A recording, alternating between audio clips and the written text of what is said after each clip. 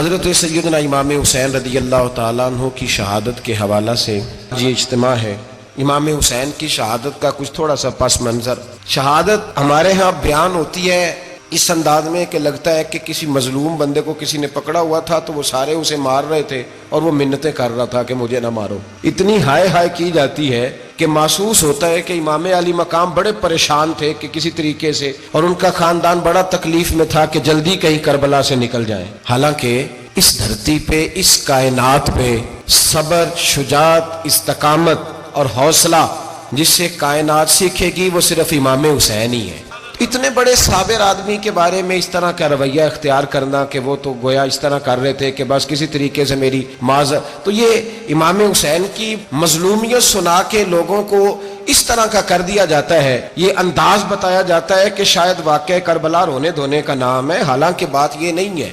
یزید کی لشکر جو امام حسین کے مقابلے میں آیا، امام حسین کے لشکر کی تعداد 72 تھی، تو یزید نے 22,000 آدمی، مجھے بتائیے 72 کا 22,000 سے کو مقابلہ ہوتا ہے؟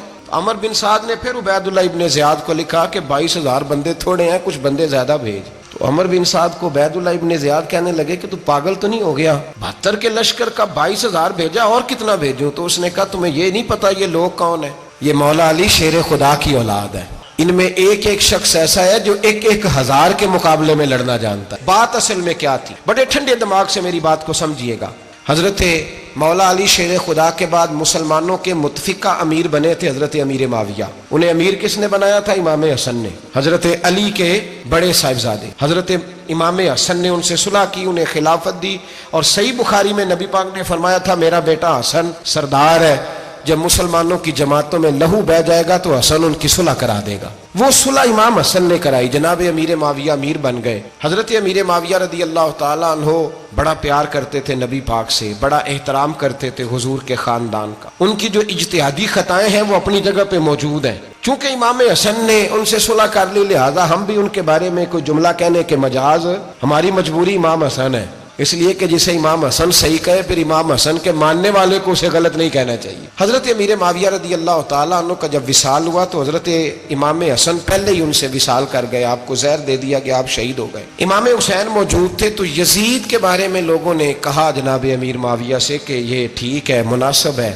اور بہادر ہے، دلیر ہے۔ تو حضرت امیر معاویہ کے گرد بھی کچھ ایسے لوگ تھے، انہوں نے آپ سے کہا کہ یزید کو نامزد کر دیں، تو آپ نے یزید کو بلایا، حوالہ مجھ سے دیکھ لیجئے گا، بلا کے فرمایا کہ 3 بندوں کے سامنے اپنی خلافت پیش کرنا، اگر وہ تجھے مان جائیں تو امیر بن جانا، نہ مانے تو چپ کر کے گھر بیٹھ جانا۔ وہ 3 بندے کون ہیں؟ جناب عبداللہ ابن عباس، حضرت عبداللہ بن زبیر اور امام حسین رضی اللہ تعالیٰ۔ یہ وصیت فرمائی جناب امیر معاویہ۔ ہوا یہ کہ یزید جب امیر بنا نا، 2-3 چیزیں ہوتی ہیں جب کسی بندے کو قابو کرنا ہوتا ہے، 2-3-4-5 چیزیں ایسی ہوتی ہیں جس سے بندہ قابو آتا ہے۔ تو اس نے بھی فوری طور پہ، یزید نے دیکھا میرے لیے مسئلہ کیا بن سکتا ہے۔ ولید بن عتبہ اس وقت مدینے کا گورنر تھا، یزید نے اس کو خط لکھا کہ امیر عرب کا رواج آج بھی ہے کہ جب تک نئے خلیفہ کی بیعت نہیں ہو جاتی پرانے کے انتقال کی خبر ہی نہیں دیتے، اس کو رکھے رکھتے ہیں، یہ ان کا طریقہ ہے۔ وہ کہتے ہیں کہ ولی عہد اچھی طرح قبضہ کر لے پھر بتائیں گے۔ حضرت امیر معاویہ کا وصال ہو گیا، بتایا نہیں۔ یزید نے اب کیا کیا، چونکہ بڑا چلاک آدمی تھا، بڑا شاطر تھا، بڑا تیز تھا،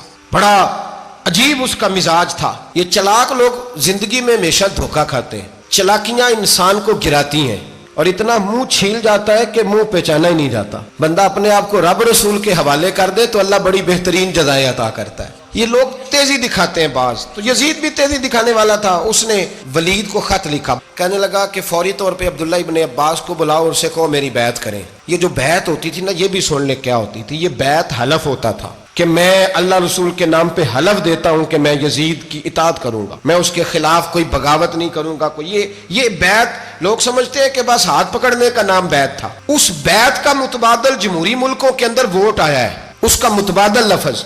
تو کہا بیعت کریں، حضرت عبداللہ ابن عباس کو بھی بلاؤ، عبداللہ بن زبیر کو بھی بلاؤ، امام حسین کو بھی بلاؤ۔ امام حسین آدھی رات کے وقت بیٹھے تھے مسجد نبوی میں، چونکہ 5 نمازوں کی آپ امامت کرتے تھے، بھئی امام حسین تو نمازیں پڑھاتے تھے، مولا علی تو نمازیں پڑھاتے تھے, مسجد کے خطیب تھے. امام حسین نماز پڑھا کے عشاء کی بیٹھے تھے. جناب عبداللہ بن زبیر, عبداللہ بن زبیر کون تھے؟ یہ نبی پاک صلی اللہ علیہ وسلم پھپھی کے پوتے تھے اور جناب صدیق اکبر کے نواسے تھے, حضرت عبداللہ بن زبیر. اور جناب زبیر بن عوام عشرہ مبشرہ صحابی ہیں, ان کے بیٹے تھے. بہت زیرک آدمی تھے, یہ بھی امام حسین کے پاس بیٹھے تھے. عبداللہ ابن عباس بھی تھے جو حضور کے چچا کے بیٹے ہیں, اس امت کے پہلے مفسر ہیں قرآن پاک. یہ لوگ بیٹھے تھے تو ولید نے ایک بندہ بھیجا, اس نے آ کے کہا جناب آپ کو گورنر صاحب نے بلایا ہے. تو عبداللہ بن زبیر کہنے لگے حسین اس وقت بلانے کی بات سمجھ میں نہیں آئی. تو امام حسین بڑے بصیرت والے تھے, اللہ نے بصیرت دی تھی. کہنے لگے عبداللہ آپ کو سمجھ نہیں آئی, مجھے سمجھ آ گئی ہے, امیر معاویہ وصال کر گئے اور یہ ہمیں جو بلایا گیا ہے نا یہ یزید کی بیعت کے لیے بلایا گیا ہے. تو کہا پھر آپ آدھی رات کو نہ جائیں, آپ کے لیے خطرہ ہوگا. تو امام حسین فرمانے لگے خطرہ حسین کو نہیں ہوتا, حسین کو خطرہ نہیں. کہا پھر بھی آپ مہربانی کریں ذرا احتیاط سے جائیں. تو جناب عبداللہ ابن زبیر نے, عبداللہ ابن عباس نے 14 بندے نیزے دے کے تلواریں دے کے امام حسین کے ساتھ بھیجے اور کہا کہ امام حسین اگر اس نے کوئی غلط ملت بات کی نا, زبردستی بیعت کرنے کا کہا, تو آپ بس کوئی ایک بات اونچی آواز میں کر دینا, یہ سپاہی پیچھے آ جائیں گے. امام حسین ان 14 بندوں کو لے کے گورنر ہاؤس پہنچ گئے. جب آپ وہاں پہنچے اس نے بتایا, اس نے کہا جی حضرت امیر معاویہ انتقال کر گئے اور آپ نے یزید کی بیعت کرنی ہے. تو امام حسین فرمانے لگے میں چھپ کے بیعت نہیں کروں گا, مجمع لگاؤ, جمعے والے دن اعلان کرو, جو طریقہ ہے حضرت ابوبکر صدیق کا, جو طریقہ ہے حضرت عمر فاروق کا, جو انداز حضرت عثمان غنی کا ہے, جو مولا علی کا ہے, سر عام اعلان کرو. اگر ساری دنیا یزید کی بیعت کرے گی تو میں بھی تیار ہوں. تم مجھ سے بیعت لے کے پھر لوگوں کو بتانا چاہتے ہو کہ حسین بیعت ہو کر رہے ہیں تو تم کیوں نہیں کر رہے؟ میں عام آدمی نہیں ہوں, لہذا چھپ کے بیعت نہیں کرتا. جب یہ بات کی نا تو ولید بڑا نرم دل تھا اور امام حسین کی شان کو جانتا تھا, وہ جانتا تھا یہ نبی پاک کا خاندان ہے. اس نے کہا جی مجھے تو حکم تھا, باقی آپ حضور کے نواسے ہیں, میں کر کچھ. وہاں ایک بڑا بدبخت شخص بیٹھا تھا, عبد الملک بن مروان. وہ ولید سے کہنے لگا کہ اگر حسین آج تمہارے ہاتھ سے نکل گئے تو تمہارے لیے بہت بڑا مسئلہ کھڑا ہو جائے, انہیں جانے نہ دینا, یا بیعت کراؤ یا ان سے کہو جنگ کے لیے تیار ہو. تو امام حسین رضی اللہ تعالیٰ عنہ کے کانوں میں آواز گئی تو فرمانے لگے ابن مرجانہ, اگر تیرے اندر جرت ہے تو آ سامنے حسین کے, اس کے کانوں میں باتیں نہ کر, کانا پھوسی نہ کر, باہر آ میدان میں, شرارت نہ کر, باہر آ. میں تمہیں ابھی بتاتا ہوں کہ حسین سے مقابلہ کرنے کا انجام کیا ہے.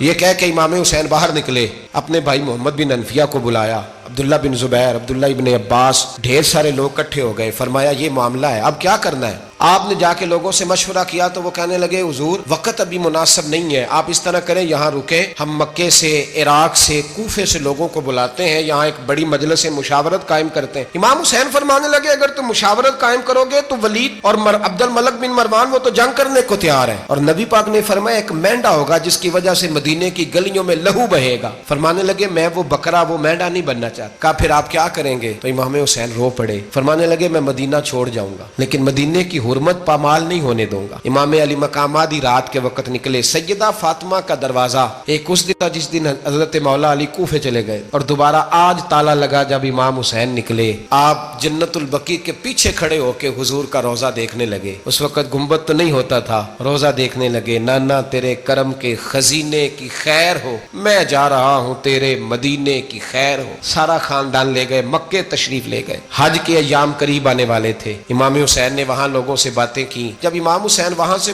پہنچے تو کوفے سے خط آنے لگے. کوفہ حضرت علی کا دارالخلافہ تھا, وہاں آپ کے محبین, پیار کرنے والے ڈھیروں تھے. انہیں خط لکھے کہ حضور آپ چپ کر کے بیٹھے ہوئے ہیں اور ہمارے اوپر یزید مسلط ہو گیا ہے, آپ اگر میدان میں نہیں نکلیں گے, آپ نہیں آئیں گے تو ہم اللہ کی بارگاہ میں شکوہ کریں گے کہ کوئی ہماری کمان کرنے کو تیار ہی نہیں ہوا. اور وہ خط 1 2 3 نہیں آئے, وہ خط اتنے تھے کہ 3 بوریوں میں بھرے تھے امام حسین, 3 بوریوں میں. اب مجبوری ہو جاتی ہے, حق کے لیے کئی دفعہ بات کرنا مجبوری ہوتی ہے, اگر نہیں کرے گا تو پھر اس کو بھی قبر میں جواب دینا پڑے گا. امام علی مقام رضی اللہ تعالیٰ عنہ نے مکے میں اب لوگوں کو جمع کیا مشورے کے لیے. ہر بندے نے کہا حضور وہ بلا تو رہے ہیں پر اپنے وعدوں کے پکے بڑے کم لوگ ہوتے ہیں, بڑے کم لوگ. جسے زندگی ہو پیاری وہ یہیں سے لوٹ جائے. میرے قافلے میں شامل کوئی کم ظرف نہیں ہے. بڑے کم لوگ ہوتے ہیں جو ارادوں کے, وعدوں کے ہمیشہ ساتھ چلنے کے پکے ہوتے ہیں, ورنہ بڑے لوگوں کو گرمی لگنے لگتی ہے, بڑے لوگوں کی مشکلات آتی ہیں, بڑے لوگ ایسے ہوتے ہیں جن کی مجبوریاں بن جاتی. کہا حضور وہ پکے نہیں, آپ نہ جائیں. ہر بندے نے کہا حالات ٹھیک نہیں, حالات گراؤنڈ ریالٹی صحیح نہیں. یہی مشورہ آج بھی ہر بندہ دیتا ہے, ابھی حالات نہیں. اتنے خراب حالات کبھی نہیں ہوئے تھے جتنے امام حسین کے دور میں تھے, لیکن فرمایا میں دین کے خلاف غلط حکمران کو مسلط ہونے کی اجازت، غلط حکمران کو مسلط ہونے کی اجازت، مزاحمت کروں گا، مخالفت کروں گا۔ امام کہنے لگے کوئی بات نہیں، وہ میرے ساتھ چلے نہ چلے لیکن میں کوفے جاؤں گا، وہ لوگ میرے ساتھ کھڑا ہونے کو تیار ہے تو وہ جھوٹ ہے یا سچ ہے پر میں چلوں گا۔ جب امام علی مقام نے اصرار فرمایا تو جو آپ کے قریبی صحابہ کرام کی اولادیں تھی ساری، یہ بھی اب بیماری ہے، کچھ لوگ کہتے ہیں جی صحابہ نہیں ساتھ چلے، تو میں کہتا ہوں اہل بیت نبوت کے تو کل افراد 21 تھے، تو 72 میں باقی اولادیں کس کی تھی؟ وہ ساری صحابہ کی اولادیں، وہ سارے، پتہ نہیں کیوں اس طرح کا فلسفہ بیان کیا جاتا ہے جس میں حالات خراب ہو۔ حضرت سیدنا امام علی مقام کو جب بہت زیادہ کہا گیا نا تو امام حسین رضی اللہ تعالیٰ انہوں نے فرمایا چلو میں ایک کام کرتا ہوں، مسلم بن عقیل کو بھیجتا ہوں۔ حضرت علی کے بھتیجے ہیں، امام حسین رضی اللہ تعالیٰ عنہ کے چچا کے بیٹے ہیں، حضرت عقیل کے صاحبزادے مسلم بن عقیل، بڑے سمجھدار آدمی تھے، معاملہ فہم تھے، بڑے جری تھے، اتنا زبردست مشورہ کم لوگ دیتے ہیں جتنا حضرت مسلم بن عقیل دیتے تھے۔ ان کو بھیجا گیا کوفے۔ اب اس میں بڑی تفصیل ہے، وہ اپنے 2 بچے بھی لے گئے۔ جب وہ کوفے پہنچے نا تو کوفے پر جناب نعمان بن بشیر کی حکومت تھی، آپ گورنر تھے اور اہل بیت سے بڑی عقیدت رکھنے والے، نرم رویہ۔ عبید اللہ ابن زیاد کوفے کا گورنر نہیں تھا، یہ کسی اور علاقے کا۔ جب آپ وہاں پہنچے تو نعمان بن بشیر نے دیکھا کہ حضرت مسلم بن عقیل آئے ہیں تو لوگ دوڑے ان کی بیعت کرنے، بھاگے، اتنے لوگ جمع ہوئے کہ ایک دن میں 17,000 آدمی نے بیعت کر، 17,000 آدمی ایک دن آیا۔ اب وہ جو امام مسلم بن عقیل کے وہاں نعرے لگانے والے تھے کہنے لگے حضور یہ پہلے دن کی کارکردگی، 2-4 دن میں دیکھیے کیا ہوتا ہے۔ 2-4 دن میں کیا ہوا، 40,000 آدمی نے بیعت کر لی۔ اب وہ 40,000 بندہ تیار ہو گیا۔ ادھر سے جو یزید کے وفادار تھے انہوں نے خط لکھا یزید کو کہ تو نے بڑا نرم آدمی گورنر بنایا ہے اور 40,000 بندہ چلا گیا حسین کی طرف، اگر ایک دن مسلم بن عقیل اور رہے تو جو تمہارا گورنر بیٹھے ہیں نا جناب نعمان بن بشیر، ان کو گورنر ہاؤس سے نکال کے مسلم بن عقیل قبضہ کر لیں گے، تو چپ کر کے بیٹھا ہے۔ یزید بڑا تیز تھا، اس نے ایک آدمی گھوڑے پہ دوڑایا۔ عبید اللہ ابن زیاد ایک اور علاقے کا گورنر تھا پر بڑا ظالم سا بدماش تھا، بڑا سخت گیر آدمی تھا۔ اس کو کہا کہ تو پہلے ایک صوبے کا گورنر ہے، جا تجھے دوسرا صوبہ بھی دیا۔ اس طرح کار فوری طور پہ کوفے پہنچ اور جا کے مسلم بن عقیل کو گرفتار کر، جو آدمی ان کا ساتھ پھر بھی دے اسے قتل کر دے۔ اس نے کیا کیا، وہ آدھی رات کو آیا، منہ چھپایا، جبہ پہنا، لوگ سمجھے امام حسین آ گئے۔ بہت سارے لوگوں نے اس کے نعرے بھی لگائے۔ وہ چپکے سے داخل ہوا اندر، اور چپکے سے داخل ہو کے اس نے سب سے پہلا کام یہ کیا کہ نعمان بن بشیر رضی اللہ عنہ کو معزول کیا، کوفے کے گورنر ہاؤس پہ قبضہ کیا۔ پھر اس نے اسی وقت سوئے ہوئے سرکردہ لوگ، جس طرح ایک گاؤں کا چودھری دوسرے کا محلے میں قبیلوں کے جو لوگ تھے چودھریوں کو بلایا، کچھ کو سزائیں دی، کچھ کو سخت کہا، کچھ کو ان کے عیب گنوائے کہ وہ تمہارا فلانا مسئلہ پھر خراب کر دوں گا، بلیک میل کیا۔ صبح ہونے تک حالات اگر تم نے میرے قابو میں نہ کیے تو یاد رکھنا بڑا مشکل ہوتا ہے حق پہ کھڑا ہونا، بڑی چیزیں لوگوں کو یاد آتی، اللہ جانتا، پہلے کچھ ہوتا ہے بعد میں معاملہ کچھ ہوتا ہے۔ حضرت مسلم بن عقیل کے ساتھ جس دن عبید اللہ ابن زیاد آیا 40,000 کا لشکر تھا۔ اگلے دن صبح ہوئی تو یہ حال ہو گیا کہ آپ جب کوفے کی جامع مسجد میں زور کی نماز کے لیے گئے تو 5-7 ہزار آدمی نماز پڑھنے آیا، اور جب مغرب کا وقت آیا تو لوگوں نے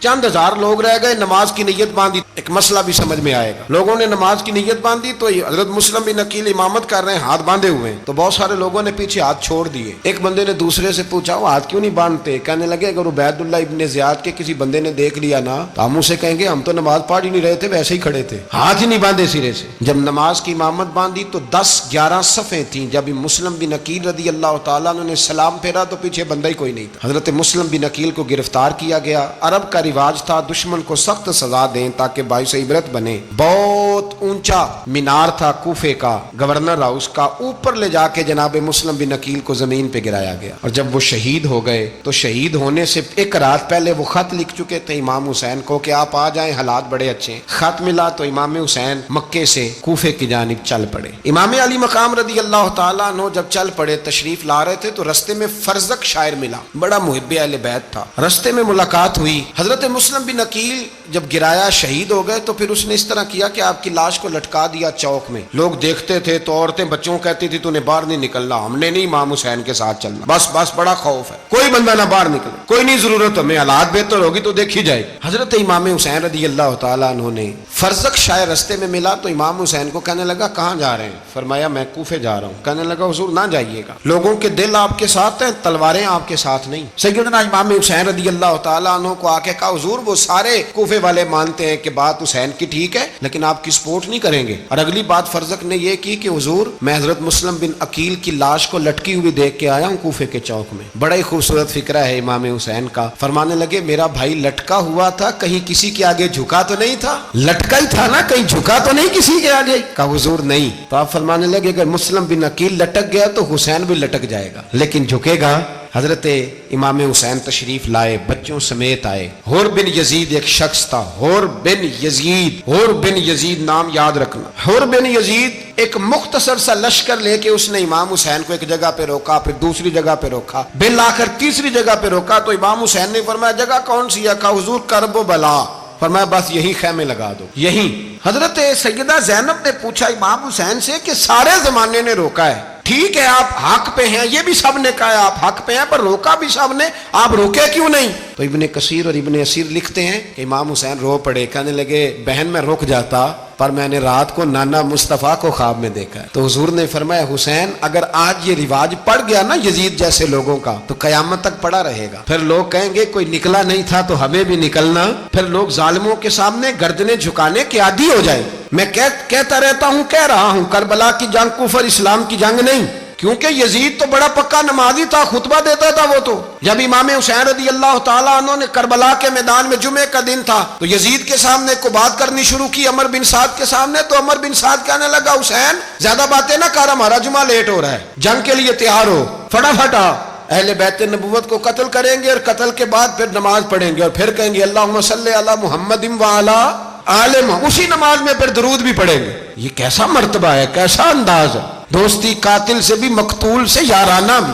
حر بن یزید امام حسین سے کہنے لگا مجھے حکم ہے آپ کو روکنے کا, آپ آگے نہیں جا سکتے. امام صاحب نے فرمایا وجہ زمین اللہ کی ہے. اس نے کہا آپ بیعت نہیں کر رہے, یزید کی حالات آپ کے حق میں درست نہیں ہیں, آپ نہیں جائیں گے. امام روک گئے. ظہر کی نماز کا وقت ہوا تو حضرت علی اکبر امام حسین کے بڑے صاحبزادے انہوں نے اذان ظہر پڑھی تو حر بن یزید کے لشکر نے امام حسین کے پیچھے نماز ادا کی. کہا بھائی تم مقابلے میں آئے ہو, نماز پیچھے پڑھتے ہو؟ کہا حضور مقابلہ تو تلواروں سے کر رہے ہیں پر ہمارا دل تو مانتا ہے نا کہ مصطفیٰ کا نواسہ بڑی شان والا ہے. حر بن یزید نے 3 نمازیں لشکر سمیت امام حسین کے پیچھے پڑھی ہیں, 3 نمازیں, ظہر اثر اور مغرب. پھر امام حسین کے سامنے شرائط پیش کی کہ آپ کو یہاں گھیر لیا گیا ہے, یہاں آپ بیعت کریں گے, یہاں جنگ کریں گے, 2 ہی باتیں. امام حسین نے فرمایا نہیں بھائی بیعت تو میں نہیں کرتا, اس کے علاوہ تم جو کہتے ہو میں کرنے کو تیار ہوں. اس نے خط لکھا, عبید اللہ ابن زیاد کو ایک بندہ دوڑایا پیچھے کوفے, چند میل پہ کوفہ تھا. کہا وہ نہیں مان رہے, کیا کرنا ہے؟ تو حسین ابن علی ہے, میں زیادہ دیر انہیں روک بھی نہیں سکتا. انہوں نے پیغام دیا حر بن یزید کو کہ کرنا کچھ بھی نہیں, ان کا پانی بند کر دو, بلیک میل کرو, کھانا پانی نہیں ملے گا, چھوٹے چھوٹے بچے ہیں خود ہی مان جائیں گے. حضرت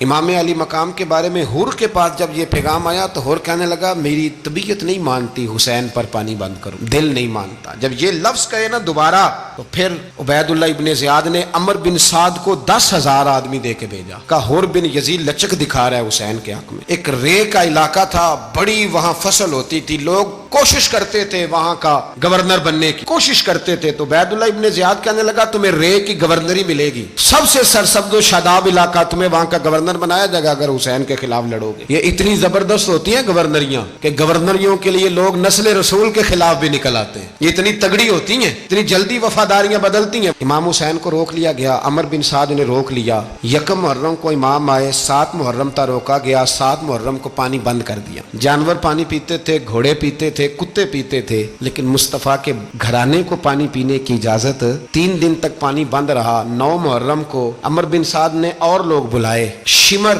بڑا سخت آدمی تھا, سنگ دل بدبخت, جس نے حضرت علی اصغر کے گلے پر تیر مارا تھا, وہ اور لشکر لے کے آیا. رات کو کہنے لگا امام حسین رضی اللہ تعالیٰ عنہ سے کہ بس بڑا ہو گیا, یہ 9-10 محرم کی درمیانی رات, یہاں آپ جنگ کریں گے یا آپ بیعت کریں گے, 2 ہی باتیں. امام حسین اندر گئے, سیدہ زینب سے مشورہ کیا, باہر آئے, فرمایا بات وہی ہے جو پہلے دن والی ہے. او بھائی بچے ساتھ ہو, صحرا کا علاقہ ہو, تپتی ہوئی ریت ہو, اتنے کٹھن اور سخت حالات, چاروں جانب موت ہی موت, دور دور تک اپنوں کا نام و نشان کوئی نہیں, اور اکیلے فیصلہ کرنے والے امام حسین, باقی سارے بچے ہیں یا عورتیں, سارے بڑے اکیلے.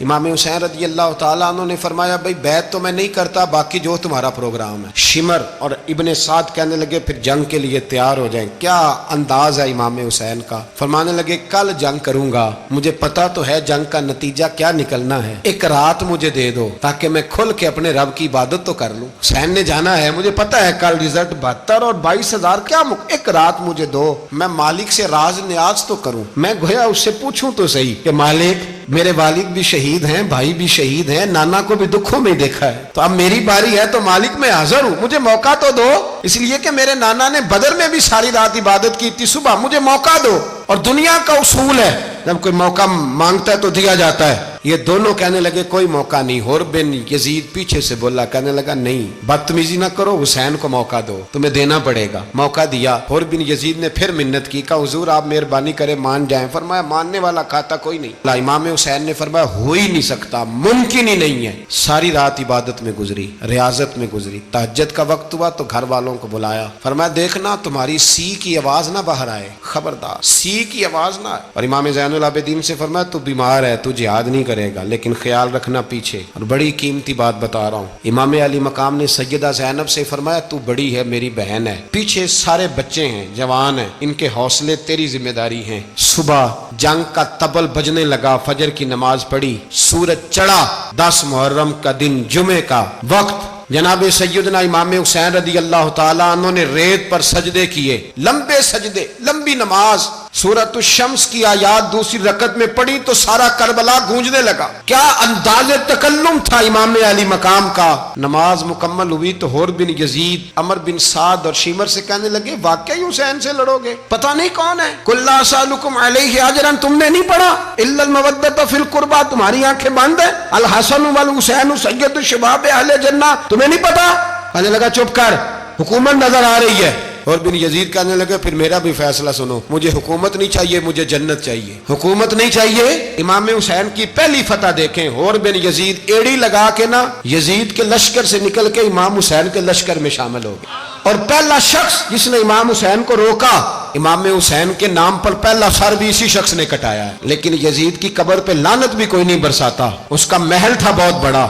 لیکن جب لوگ کربلا میں امام حسین کو سلام کرنے جاتے ہیں تو قدموں میں حر بن یزید کا مزار بھی بنا ہوا ہے، اس کو بھی سلامی دی جاتی ہے۔ اور اب ہم اکیلا حر بن یزید نہیں کہتے، ہم کہتے ہیں حر بن یزید رضی اللہ تعالی۔ اب ہم اتنی تعظیم کرتے ہیں اس حر کی۔ جناب امام حسین کو میدان میں کھڑا کیا گیا، جہاد کا طبل بجا، پہلے خدام آئے۔ حضرت سیدنا امام حسین رضی اللہ تعالیٰ عنہ صبح جب جہاد کا وقت آیا، پتہ ہے کون کون تھے کربلا میں؟ امام حسین کے ساتھ امام حسین کے 4 بھائی تھے کربلا میں۔ کتنے؟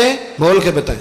حضرت علی کے 4 بیٹے، عباس بن علی جن کو حضرت عباس کہا جاتا ہے نا، علمدار، یہ حضرت علی کی دوسری زوجہ میں سے۔ عباس بن علی بھی تھے اور ابو بکر بن علی بھی تھے، عمر بن علی بھی تھے، عثمان بن، یہ حضرت علی کے بچوں کے نام ہیں۔ یہ آپ کے شہزادے امام حسین کے ساتھ شہید ہوئے۔ ان کا نام صرف اس لیے نہیں لیا جاتا کہ ان کا نام خلفائے ثلاثہ کے نام پہ، حضرت علی نے اپنے یاروں کے نام پہ رکھا ہے تو تم نے کربلا کے میدان سے خارج کر دیا۔ یہ تینوں شہزادے حضرت جناب سیدنا امام حسین کے ساتھ تھے، یہ بھی شہید ہوئے۔ حضرت جناب زینب امام حسین کی سگی بہن ہے، ان کے 2 بچے تھے، اون و محمد۔ جب امام حسین میدان میں جانے لگے تو جناب زینب بچوں سے کہنے لگی نہ، پہلے بھائی نہیں جائے گا، پہلے بھانجے جائیں گے۔ 2 بچے شہید ہوئے۔ حضرت قاسم بن حسن امام حسن کے بیٹے تھے، وہ جب میدان میں جانے لگے تو امام حسین نے کہا نہیں بھائی تو نہیں جائے گا، تو میرے بھائی کی نشانی ہے، میں جاؤں گا۔ تو حضرت قاسم بن حسن نے ایک تعویذ کھول کے دیا کہ ابا جی میرے والد نے کہا تھا جب بڑی مشکل آ جائے تو تعویذ کھول کے دیکھنا، تو آج بڑی مشکل آئی ہے تو میں نے تعویذ کھولا ہے، تو یہ دیکھیں کیا لکھا ہے، یہ تو رکا ہے، تعویذ ہے ہی نہیں۔ جب کھول کے دیکھا تو اس پہ لکھا تھا قاسم اگر حسین پہ کوئی کڑا وقت آ جائے تو بیٹا کے آگے آگے رہنا، اگر کڑا وقت میرے بھائی پہ کبھی آ جائے نا دیکھنا اس کے آگے آگے چلنا، اسے حسن کی کمی نہ محسوس ہو، پائیاں جیا ساک نہیں کوئی جے وچ خار نہ ہوئے۔ سیدنا امام حسین پہلی دفعہ کربلا میں اس وقت روئے جب یہ رکا، آپ نے دیکھا تو فرمایا ٹھیک ہے، اگر حسن کی یہ وصیت ہے تو میں نے زندگی میں اگر ان کی ہر بات مانی ہے اب بھی مانوں گا، تمہیں اجازت ہے۔ جناب قاسم بن حسن 16 سال کا جوان جب میدان میں نکلے تو ہائے ہائے پتہ نہیں کہاں سے آ گئی ہے۔ امام قاسم بن حسن جب میدان میں نکلے تو تبری سے لے کر علامہ ابو الاسناد صاحب سب کو پڑھ کے تو دیکھو، 3 دن کی پیاس ہے، شدید آزمائش ہے، دکھ ہے، تکلیفیں ہیں، پھر بھی پہلی دفعہ جب میدان میں گئے ہیں واپس آئے ہیں 19 لوگوں کو قتل کر کے واپس آئے 19 لوگوں کو ایک بار میں حضرت ایسے ہی تماشا بنا دیا ہے مظلوم تھے وہ تو رو رہے تھے ہر مقرر یہ کہہ رہا ہے کہ وہ تو بار بار کہ ابا پانی مل جائے پانی آ جائے ترس گئے خدا کا خوف کرو یہ دلیر لوگ تھے ان کی باتیں آج بھی پڑھ کے دلیری پیدا ہوتی ہے دلیری پیدا ہوتی ہے دلیری سناؤ قصہ خیبر کو تمامی اپنے بچوں کو علی کی داستان سن کے دلوں سے ڈر نکلتا ہے علی کی داستان سن کے دلوں سے یہ جو بچے ڈر رہے ہیں نا وہ چمگادڑ آ گئی کاکروچ آ گیا یہ خوف نکل جائے گا اگر حضرت قاسم بن حسن کی بات سنیں درجنوں لوگ آپ نے قتل کیے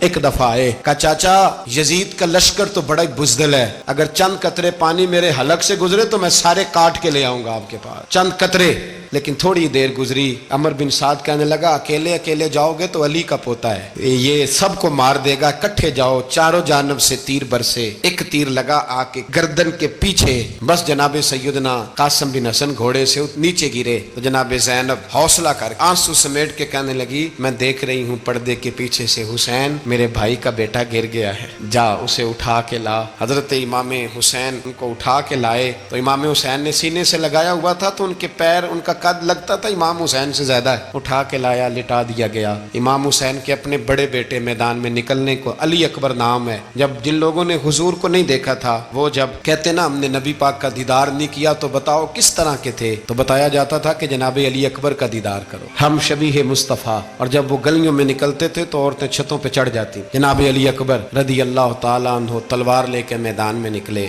ہم شبیہ مصطفیٰ جناب سیدنا امام علی اکبر میدان میں نکلے بڑے لوگ مارے بڑے پھر ایک تیر ان کے بھی گلے میں لگا اور جب وہ گرے نا زمین پہ تو حضرت امام حسین دوڑ کے آئے دوڑ کے اور جب تشریف لائے تو ان کے گلے سے تیر کھینچا تو ایک جملہ لکھا ہے صاحب تبری نے اس نے حد کر دی کہنے لگے تیر کھینچا تو امام حسین کی آنکھوں میں آنسو آئے کہنے لگے کاش جناب ابراہیم آج میرے سامنے ہوتے تو میں انہیں کہتا کہ آپ نے تو بیٹا ذبح کرتے وقت آنکھوں پہ پٹی باندھی تھی دیکھو میں کھلی آنکھوں سے بچے ذبح کر رہا کھلیاں کاش جناب ابراہیم خلیل ہوتے تو انہیں کہتا جناب علی اکبر بھی شہید ہوئے حضرت علی اصغر کو تو اچانک اٹھایا تھا امام حسین باہر نکلے تو گردن پہ تیر لگا تو 6 مہینے کا بچہ وہ بھی شہید ہوا خون اچھالا آسمان کی طرف تو کہا مولا دیکھ لے میں نے 6 مہینے والا بھی نہیں بچایا وہ بھی دے دیا ہے پھر حضرت عباس کو بیٹیوں نے کہا کہ اب نہ کچھ کہتے ہیں پہلے شہید ہوئے کچھ نے لکھا بعد میں کہ اب ہم سے پانی کے بغیر نہیں رہا جاتا تو جناب عباس پانی کا مشکیزہ لے کے نکلے باہر نکلے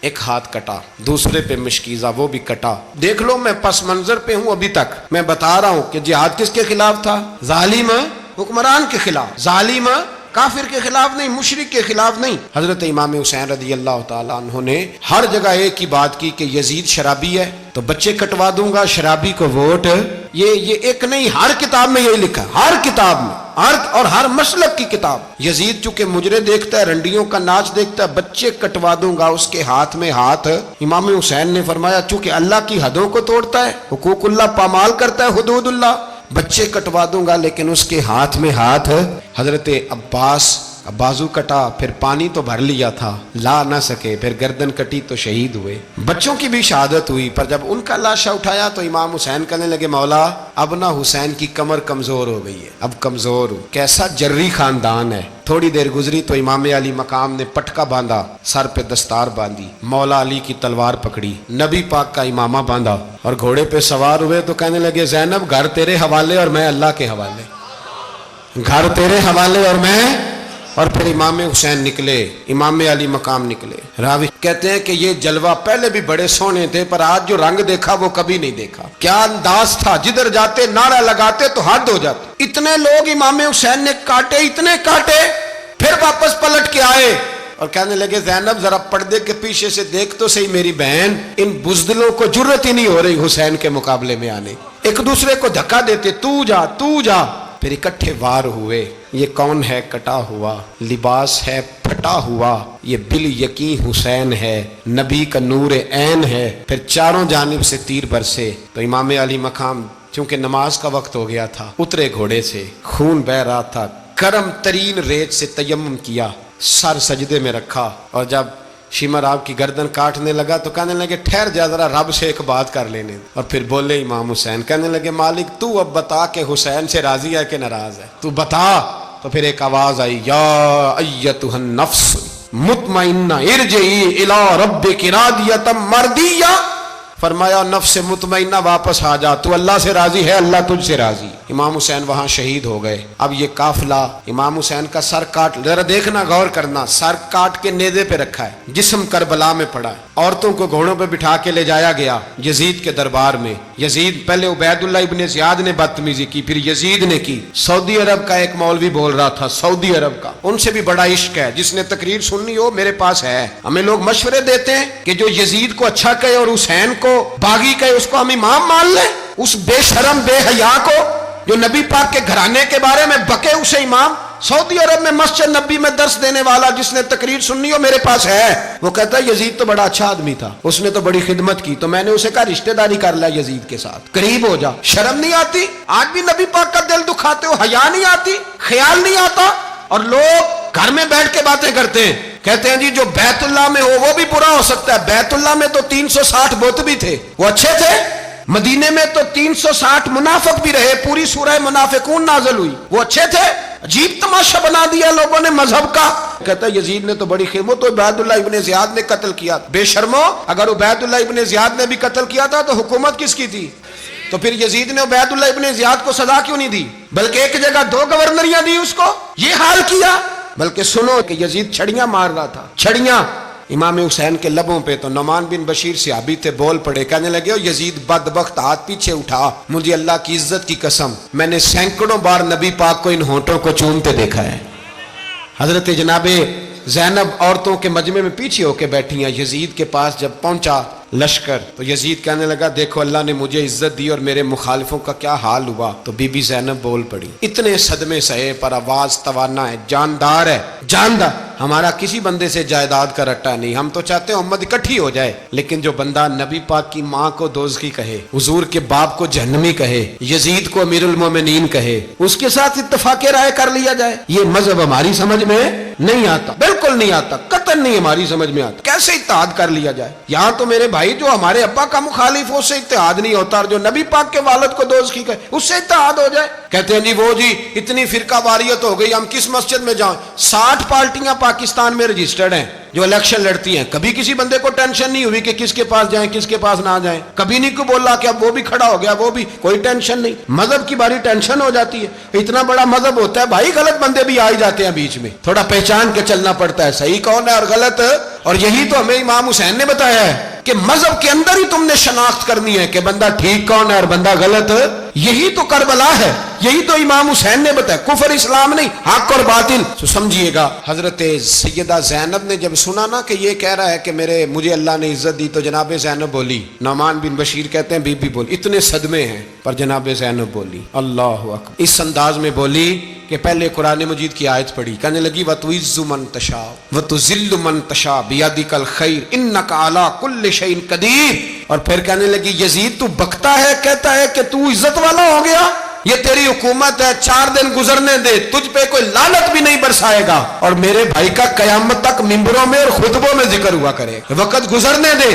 جب جناب بی بی زینب بول رہی تھی تو حضور کے ایک نابینا صحابی پاس بیٹھے تھے، جناب نعمان بن بشیر کا ہاتھ ہلایا، ہلا کے کہنے لگے کیا علی آ گئے؟ تو علی کی آواز لگتی ہے، جبریل امی بول رہے ہوں جیسے، حکمت کے گوہر رول رہے ہوں جیسے، دربار دمشق میں بی بی زینب کا خطاب، منبر پہ علی بول رہے ہوں جیسے۔ میرے بھائی بس کربلا والا قافلہ تو مدینے پہنچ گیا، 3 سال یزید نے حکومت کی، شرابیں عام ہو گئیں، مکے پہ حملہ ہوا، خانہ کعبہ کا غلاف جلا، مدینے پہ اس نے حملہ کیا، 3 دن مسجد نبوی میں اس نے گھوڑے باندھے، مسجد نبوی میں صحابہ کو نکال کے اپنا اس نے امام مقرر کیا، لیکن پھر امت نے اسے قبول نہ کیا، پھر وہ رسوا ہوا اور آج تک وہ رسوا ہے، لیکن امام حسین کا نام کل بھی زندہ تھا اور آج بھی۔ درس یہ ہے، پیغام یہ ہے، یاد رکھو موت تیزی سے آ رہی ہے، ہمارے ساتھ والے دائیں بائیں والے سب چلے گئے، اسی طرح نمبر لگے گا، ایک دن اعلان ہوگا، ضمیر کے قیدی بن کے زندگی نہ گزارو، بالکل نہ گزارو، یہ تھوڑی سی زندگی ہے، دنیا سجن المومن، حق بات کرو، حق پہ ڈٹنا سیکھو، دین سمجھو، خبردار رسول پاک صلی اللہ علیہ وسلم کے دین میں ظالم، جابر، فاسق، فاجر کی کوئی گنجائش खतर नहीं है। अपने आप को समेटो, अपने आप को संभालो, दीन में अपना किरदार अदा करने की कोशिश करो। दीन तलब करता है हमसे कि हमने दीन को क्या दिया है। इमाम हुसैन ने सारा घराना दीन के लिए दे दिया। हमारा जो बच्चा किसी काम का नहीं रहता उसे मदरसे दाखिल कराते। हमने दीन इतना कमजोर कर दिया है कि आलिम अगर शोर न करें, आलिम अगर शोर न करे, जोर न करे, घुटन वाला माहौल हो गया। मजहब की पोजीशन कमजोर कर दी। अब जहां तक इस बात का ताल्लुक है जी फिरके हो गए, तो मेरे भाई ये कोई इतनी खतरनाक बात, ये कोई इतना मुश्किल मामला नहीं है। ये तो इमाम हुसैन ने बता दिया था कि यजीद के तौर पर एक गलत फिरका खड़ा हो गया है, लिहाजा उसका मुकाबला करना है। इसमें कोई बुरी बात है, लेकिन एक सबक है बुजुर्गों का कि अगर सच्ची बात भी नहीं करनी तो फिर इस मिंबर का हक अदा